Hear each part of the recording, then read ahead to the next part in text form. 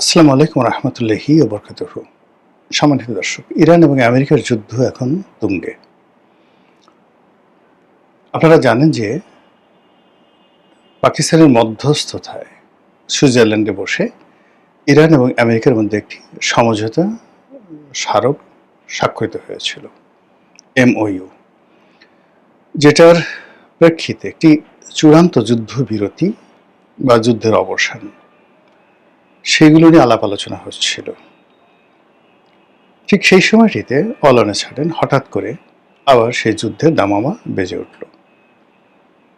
যখন এ ধরনের সমঝোতা চলছে এবং উভয় পক্ষ যেখানে আশাবাদী ছিল, আমেরিকা এবং ইরান, ঠিক সেই সময়টাতে হরমুজ প্রণালী নিয়ে নতুন করে আবার উত্তেজনা দেখা দেয়।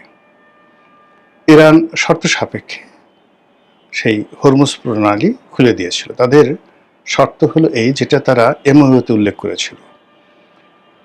MOU-তে উল্লেখ করেছিল যে এই জায়গা থেকে যেতে হলে ইরানকে ট্যাক্স দিতে হবে এবং ইরানের যে কর্তৃপক্ষ, সেই কর্তৃপক্ষ থেকে যথাযথ অনুমতি নিতে হবে। দুটো অংশ, একটা ওমানের অংশ আর একটা ইরানের অংশ। ইরানের অংশে যে সকল জাহাজ চলাচল করবে তাদেরকে ইরানের অনুমতি নিতে হবে, আর ওমানের অংশে ওমানের অনুমতি নিতে হবে, এবং এইভাবেই সমঝোতার স্বাক্ষর হয়েছে। এর বাইরে আরেকটা শর্ত ছিল যে হুথিদের উপরে আক্রমণ চলছে এবং লেবাননে যে আক্রমণ চালাচ্ছে এবং সৈন্য সমাবেশ করেছে ইসরায়েল, তো সেখানে মূলত যে হিজবুল্লাহ, তো হিজবুল্লাহর সাথে সেই যুদ্ধে বহু হতাহত হয়েছে এবং আপনারা জানেন যে ইরান প্রথম দিন থেকে হিজবুল্লাহর প্রমোটর। তো এক্ষেত্রে শর্ত ছিল যে ইসরায়েলকে এই আক্রমণ বন্ধ করতে হবে, লেবাননের মাটি থেকে তাদের সৈন্য ফিরিয়ে আনতে হবে এবং যে সকল এলাকা তারা দখল করে নিয়েছে লেবাননের, সেগুলো ফেরত দিতে হবে। তো এগুলো নিয়ে টানাপোড়েন কথাবার্তা চলছিল এবং আপনারা জানেন যে ইতিমধ্যে এটা তৃতীয় দফা যুদ্ধ। এর আগে দ্বিতীয় দফা যুদ্ধ হয়েছে, প্রথম দফা যুদ্ধ হয়েছে, এবং উভয় যুদ্ধেই, প্রথম এবং দ্বিতীয় দফা যুদ্ধে, আমেরিকা এবং ইসরায়েল শোচনীয়ভাবে পরাজিত হয়েছে। অন্যদিকে ইরানের যথেষ্ট ক্ষয়ক্ষতি হয়েছে, কিন্তু তাদের যে আত্মমর্যাদা, তাদের যে সামরিক সক্ষমতা, এটি খোদ আমেরিকা এবং ইসরায়েলকে অবাক করে দিয়েছে। এবং আমেরিকা এবং ইসরায়েলের সৈন্যদের মধ্যে যে কি পরিমাণ প্যানিক, যেটি কল্পনা করতে পারবেন না। অনেক, মানে এটা সংখ্যা দিয়ে বলা যাবে না, হাজার হাজার ইসরায়েলি সৈন্য এবং আমেরিকান সৈন্য তারা মানসিক ভারসাম্য হারিয়ে ফেলছে এই দীর্ঘ যুদ্ধে। ভারসাম্য হারিয়ে ফেলছেন স্বয়ং ডোনাল্ড ট্রাম্প। তিনি, আপনি দেখবেন যে গত 2-3 মাস বা 4-5 মাস ধরে যে সকল কথাবার্তা বলছেন, এত হাস্যকর যে আমাদের দেশে কোনো, যাকে বলা হয়, আমাদের দেশে একজন লোক আছে ভাইরাল সিদ্দিক, মানে তিনি অনেক কথা বলেন। আমার কাছে মনে হয় যে ডোনাল্ড ট্রাম্প ইদানিং যে সকল কথাবার্তা বলছেন বা যে সকল কর্মকাণ্ড করছেন, সেটা ভাইরাল সিদ্দিকের যে কর্মকাণ্ড সেটাকে হারিয়ে গেছে। তো এখন সেই ডোনাল্ড ট্রাম্প, তিনি নিজেও কতটা ভীত সন্ত্রস্ত তার একটা উদাহরণ দিই। তিনি তুরস্কে একটা বৈঠকে ছিলেন, তো সেখানে তিনি, তাকে বহন করার জন্য নতুন যে একটা এয়ারক্রাফট কাতারের আমির তাকে দিয়েছেন, অত্যন্ত বিলাসবহুল, এটাই তিনি চলছিলেন এবং তিনি খুব প্রশংসা করছিলেন যে এর চাইতে ভালো নিরাপদ এয়ারক্রাফট আর হতে পারে না। এবং আমেরিকা নিজে চেষ্টা করলো এয়ারফোর্স ওয়ানে সংযুক্ত প্রেসিডেন্টের যে বহরে সংযুক্ত এই কাতারের যে বিমানটি, এরকম বিলাসবহুল, নিখুঁত, নিরাপদ বিমান আমেরিকা তৈরি করতে পারতো না। তো সেই প্রিয় বিমানটি হঠাৎ করে যখন ইরান আক্রমণ শুরু হলো এবং ইরান যখন পাল্টা আক্রমণ করা শুরু করলো, ঠিক সেই সময়টাতে তিনি যখন ওই তুরস্ক ত্যাগ করবেন, তখন তিনি আর সেই কাতারের বিমানে চড়তে সাহস পেলেন না এবং তিনি সেই তার যে পুরনো বিমান, এয়ারফোর্স ওয়ানের যে বোয়িং 747 যে পুরনো বিমান, যেটি ট্রাস্টওয়ার্দি, বিশ্বস্ত এবং মোর ইফেক্টিভ, মিলিটারিলি ইফেক্টিভ, সেই বিমানে চড়ে তিনি সেই তুরস্ক ত্যাগ করলেন। এরপরে যেটি হলো, তিনি 3 থেকে 4 বার বলছেন যে আমি ইরানের 1 নম্বর টার্গেট, ইরান আমাকে মেরে ফেলবে, ইরান আমাকে যে কোনো সময় মেরে ফেলবে, এবং আমাকে যদি মেরে ফেলে তাহলে আমি হুকুম দিয়ে রেখেছি আমাদের যত ক্ষেপণাস্ত্র আছে সেই ক্ষেপণাস্ত্র দিয়ে আমেরিকাকে, মানে তার সর্বশক্তি আমেরিকা নিয়োগ করে ইরানকে মাটির সঙ্গে মিশিয়ে দেওয়া হবে। ইতিমধ্যে তার একজন খুব ঘনিষ্ঠ সহযোগী, তার একটা ন্যাচারাল ডেথ হয়েছে। এটা নিয়ে ইরান খুব মস্কারা করেছে যে এত আগে, সে তো আমাদের হিট লিস্টে ছিল, হত্যার তালিকায় ছিল, সে এত আগে মারা গেল, এটা কি ধরনের কথা হলো, এবং এটা নিয়ে আমেরিকাতে একটা ভীতি ছড়িয়ে পড়েছে। অন্যদিকে ইরান গোপনে একটা হিট লিস্ট করেছে, অলমোস্ট 20 জন একটা টার্গেটেড, এর মধ্যে ইমানুয়েল ম্যাক্রো আছে। দেখলাম যে ইটালির যে প্রধানমন্ত্রী তিনিও আছেন, ডোনাল্ড ট্রাম্প তো অবশ্যই আছেন। এই হিট লিস্টটা বের হওয়ার পরে মানে যাকে বলা হয় পুরো ইউরোপে ভয় ছড়িয়ে পড়েছে। এর কারণ হলো ইরান যখন এই কাজগুলো করে, তারা সঙ্গে সঙ্গে সেখানে তাদের যে অ্যাসাসিনেশন গ্রুপটা আছে, আত্মঘাতী গ্রুপ আছে, তারা সেদেরকে লেলিয়ে দেয়। আপনার মনে আছে যে আয়াতুল্লাহ আলী রুহুল্লাহ খামেনি, মানে মূল আয়াতুল্লাহ যিনি ছিলেন বিপ্লবের পরে, তিনি সালমান রুশদির সেই মৃত্যুদণ্ড দিয়েছিলেন, এবং সেই মৃত্যুদণ্ড নিয়ে সালমান রুশদি এখনো পর্যন্ত তার জীবন হারাম হয়ে গেছে। ইতিমধ্যে কয়েক দফা তার উপর আক্রমণ হয়েছে। একবার তো তার চোখে মানে আক্রমণ করে তার একটা পুরো চোখ নষ্ট করে দিয়েছে, এবং এখনো পর্যন্ত ব্রিটিশ গোয়েন্দা সংস্থা তাকে সার্বক্ষণিক, মানে তাকে নিরাপত্তা দিতে দিতে মানে ব্রিটিশ দেউলিয়া হওয়ার মতো অবস্থা। সে বলছে একটা লোকে বাঁচানোর জন্য পুরো ব্রিটিশ সাম্রাজ্য দেউলিয়া হওয়ার মতো অবস্থা হয়ে গেছে। ইরানের একটা ফতোয়া, তো সেখানে যে 20 জন লোকের তালিকা করে ইরান যে ঘোষণা দিয়েছে হিট লিস্ট, এখন এই লোকগুলো হয়তো আর কদিন পরে ডোনাল্ড ট্রাম্পের ক্ষমতা থাকবে না, তিনি বারাক ওবামার মতো, বিল ক্লিন্টনের মতো স্বাভাবিক থাকবেন, আর ইমানুয়েল ম্যাক্রোর একই অবস্থা, অন্যান্য যারা আছেন তাদের একই অবস্থা। এখন ক্ষমতা আছেন, ক্ষমতা চলে যাওয়ার পর। কিন্তু ইরানের যে ফতোয়া, সেই ফতোয়া প্রেসিডেন্ট ডোনাল্ড ট্রাম্পকে নয়, ব্যক্তি ডোনাল্ড ট্রাম্পকে। That is the problem. তো এই ঘটনায় পুরো ইউরোপে এতটা আতঙ্ক ছড়িয়ে পড়েছে বিভিন্ন কারণে। ইরানের সেই জাগ্রস পর্বতমালাতে, দুর্ভেদ্য জাগ্রস পর্বতমালাতে তাদের একটা গ্রুপ ছিল, অ্যাসাসিনেশন গ্রুপ। তাকে সেই গ্রুপের তারা প্রায় 350 বছর 350 ইয়ার্স তারা পৃথিবী ডমিনেট করেছে। এই গ্রুপ বিভিন্ন রাজদরবারে তারা এই মৃত্যুর পরোয়ানা পাঠাতো,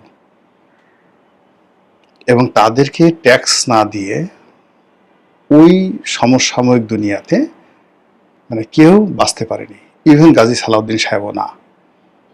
এই গ্রুপটিকে ধ্বংস করেছিলেন হালাকু খান, মঙ্গল নেতা হালাকু খান এই প্রথম এই পাহাড় আক্রমণ করে এদেরকে ধ্বংস করেছিলেন। আর কেউ এর আগে 350 বছর ধরে, সে আব্বাসীয় জমানায় তাদের সৃষ্টি হয়েছিল, একদম হালাকু খান পর্যন্ত সেই 350 বছর তারা পৃথিবীকে জ্বালিয়েছে।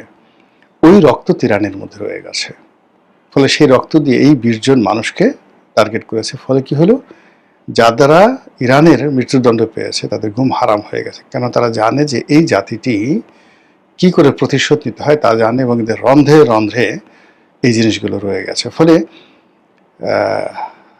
তাদের যে আতঙ্ক, সেই আতঙ্ক ইতিমধ্যে আরও বেড়ে গেছে যে ইরানের যে রেভলিউশন, মানে ইরানের যে বিপ্লবী গার্ড, জিব্বার জড়তার কারণে ইংরেজিতে এই যে রেভলিউশন শব্দটি বা রেভলিউশনারি, এই শব্দটি আমি উচ্চারণ করতে পারছি না, এটা মানে একটা জড়তা, ইদানিং এটা হয়েছে, আগে ছিল না।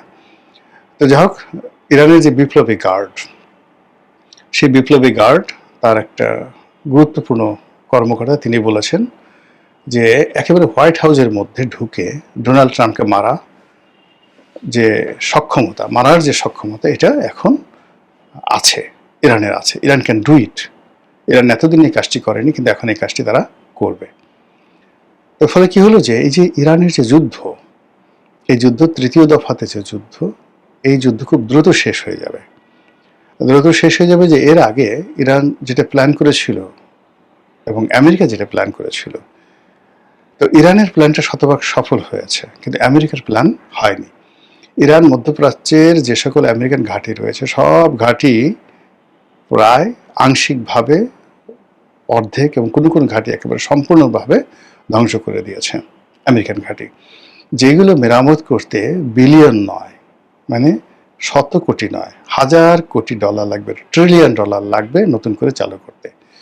2 নম্বর হলো চালু আর এগুলো করবেন। ইতিমধ্যে দেখেন ইরাক থেকে আমেরিকান বাহিনী চলে আসছে গত 23 বছরে, তাদের যে সমস্ত কিছু গুটিয়ে তারা সেখান থেকে চলে আসছে ইরাক থেকে। ফলে ইরাক এখন 100% ইরানের দখলে, মানে সেখানে আলাদা সরকার আছে, রাষ্ট্রপতি আছে, প্রধানমন্ত্রী আছে, কিন্তু সেখানে কমান্ড চলে, সেখানে কমান্ড চলে ইরানের।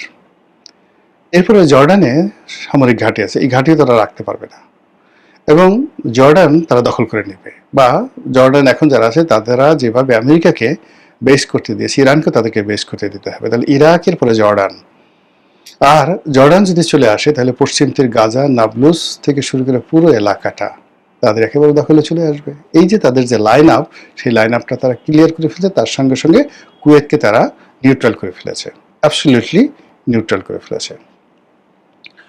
অন্যদিকে আমেরিকা যেটা আর ইসরায়েল যেটা চেয়েছিল যে এয়ার স্ট্রাইক করে এই দেশটিকে শেষ করে দেওয়া, এটা হয়নি, ফেল করেছে। তারপরে তারা মিসাইল, ড্রোন আক্রমণ করেছে, সেটা ফেল করেছে। এখন এই মুহূর্তে তাদের যে মেরিন, তাদের যে নেভাল ফোর্স, সেই নেভাল ফোর্স দিয়ে তারা শত শত সেই সামরিক যান এই ইরানের উপকূলে তারা নৌ অবরোধ দিচ্ছে, এবং সেখান থেকে তারা সেই বিমান হামলা চালাচ্ছে, এবং এটা বেশি দিন তারা চলবে না, because they have the limitation, very limitation. এই একটা লিমিটেশন দিয়ে ইরানের মতো একটা বিরাট ভূখণ্ডকে শুধুমাত্র এয়ার স্ট্রাইক দিয়ে আমেরিকার সমস্ত ফোর্স, মানে যদি পারমাণবিক বোমা দিয়ে মানুষ মেরে ফেলে সেটা আলাদা কথা, কিন্তু ইরানকে শেষ করা সম্ভব নয়। তাহলে highest they can do more than কত 10-12 দিনের বেশি তারা এইভাবে চালাতে পারবে না। তখন কি হলো, আগে নৌবাহিনী ব্যর্থ হয়েছে, বিমান বাহিনী ব্যর্থ হয়েছে, এবার নৌবাহিনী ব্যর্থ হলো। আর নৌবাহিনী, বিমান বাহিনী ব্যর্থ হলে যে তারা যে মূল যে যুদ্ধর যে ইনস্ট্রুমেন্ট, যেটা হলো স্থল যুদ্ধ, ইনফ্যান্ট্রি, পদাতিক ডিভিশন, এটাকে নিয়ে তারা সামনে এগোবে, এটা একেবারে অসম্ভব বিষয়। ফলে কি হলো, এই যে বিশ্ব অর্থনীতি, বিশ্ব রাজনীতি আবার ধপাস করে পড়তে যাচ্ছে। ইতিমধ্যে আপনারা দেখেছেন যে এই ইরান এবং আমেরিকার এই যুদ্ধে চীনের মতো শক্তিশালী অর্থনীতি প্রায় দেউলিয়ার পর্যায়ে চলে গেছে। এই প্রথম তাদের যে জিডিপি নিম্নগামী, যেখানে তারা 9%, 10% জিডিপি তারা করেছে ধারাবাহিকভাবে গত 10-12 বছর ধরে, সেখানে প্রথম তাদের জিডিপি নিচের দিকে নেমে এলো। যদি এই হয় এদের অবস্থা, রাশিয়ার অবস্থা কি হয়েছে, আমেরিকার অবস্থা কত খারাপ, এবং ইউরোপে যারা থাকেন, আমার এই ভিডিও দেখেন, তারা বুঝতে পারছেন যে ইউরোপে এখন চাকরির বাজার, আয় রোজগার, টিকে থাকা কতটা কঠিন। আর আমেরিকার কথা তো বাদই দিলাম, এমনকি আমাদের পার্শ্ববর্তী দেশ মালয়েশিয়া, ইন্দোনেশিয়া, সেখানেও হাহাকার। ভারত তছনছ হয়ে গেছে।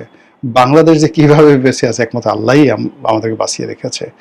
ফলে এই যে ইরানের এবং আমেরিকার যে যুদ্ধ, এটি তৃতীয় দফার যুদ্ধ। এই তৃতীয় দফার যুদ্ধ খুব দ্রুত শেষ হয়ে যাবে, কিন্তু এই তৃতীয় দফার যুদ্ধ নিয়ে আবার যে একটা তৃতীয় বিশ্বযুদ্ধ হবে, এই সম্ভাবনা ইরান উড়িয়ে দিয়েছে। ইরান এখন পশ্চিমাদের কোমর এমনভাবে ভেঙে দিয়েছে যে এই তৃতীয় যুদ্ধের পরে, পরাজয়ের পরে, আগামীতে তাদের মূল কাজ হবে ইসরায়েলকে ফিনিশ করে দেওয়া, এবং সেই কাজটি তারা করবে। এবং তখন ইউরোপকে, সেই গাজী সালাউদ্দিন যেভাবে জেরুজালেম অধিকার করার পর সমস্ত ইউরোপের যে সম্মিলিত শক্তি বসে মূলা খেয়েছিল, এবং রাজা রিচার্ড থেকে শুরু করে অন্যান্য যে সমস্ত বিখ্যাত বিখ্যাত সম্রাট, তারা যেভাবে সালাউদ্দিন সাহেবের সাথে সন্ধি করে ওখান থেকে প্রাণ নিয়ে ফিরেছিল, একই অবস্থা মধ্যপ্রাচ্যে আবার নতুন করে ঘটতে যাচ্ছে বলে আমার কাছে মনে হচ্ছে। মহান আল্লাহ আমাদের সবাইকে হিদায়াত দান করুন এবং হেফাজত করুন। আসসালামু আলাইকুম ওয়া রাহমাতুল্লাহি ওয়া বারাকাতুহু।